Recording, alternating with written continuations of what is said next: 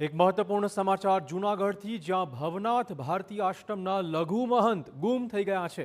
લઘુ મહંત Mahadev Bharatiji suicide not લખ્યા પછી ગુમ થઈ ગયા।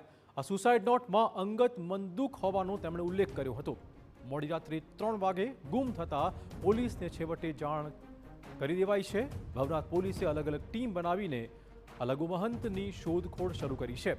કયા કારણસર ગુમ થયા તે હકીકત અત્યારે પણ અકબંધ રહી છે।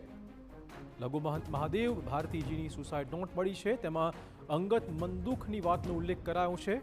તેઓ રાત્રે 3 વાગ્યાથી જ લાપતા છે। તપાસનો વિષય ચોક્કસ છે કે લઘુ મહંત આખરે ક્યાં છે અને આવું પગલું શા કારણે ભર્યું। શું આની પાછળ કોઈ બીજું રહસ્ય છે? હાલ તો પોલીસ આ કેસની તપાસમાં લાગી છે। આ ઘટનાથી ફરીવાર ભારતીય આશ્રમ વિવાદમાં આવી રહ્યું છે। વધુ વાત કરવા જોડાશે અમારા સંવાદદાતા વિજયસિંહ। વિજયસિંહ, શું વધુ અપડેટ? ચોક્કસથી જણાવી દઉં તો જે રીતે વહેલી સવારે જે ભારતીય આશ્રમના લઘુ મહંત જે મહાદેવ ભારતી બાપુ છે તે ગુમ થયા છે। તેઓએ 3 પાનાની સુસાઇડ નોટ જે લખી છે તેમાં કોઈના નામ પણ ઉલ્લેખ કરવામાં આવ્યો છે। બીજી તરફ કોઈ પ્રેશરાઇઝ કરી રહ્યું હોય કે આ કારણસર કરી રહ્યું હોય, કોઈ મિલકતનો મામલો હોય કે અન્ય કોઈ મામલો હોય, તે મામલે જે મહાદેવ ભારતી બાપુ વહેલી સવારે ગુમ થયા બાદ જે સુસાઇડ નોટ છે તે પોલીસે કબજો લઈ લેવામાં આવ્યો છે। પોલીસે અલગ અલગ ટીમો દ્વારા સીસીટીવી ચેક કરી અને તપાસ પણ હાથ ધરવામાં આવી છે।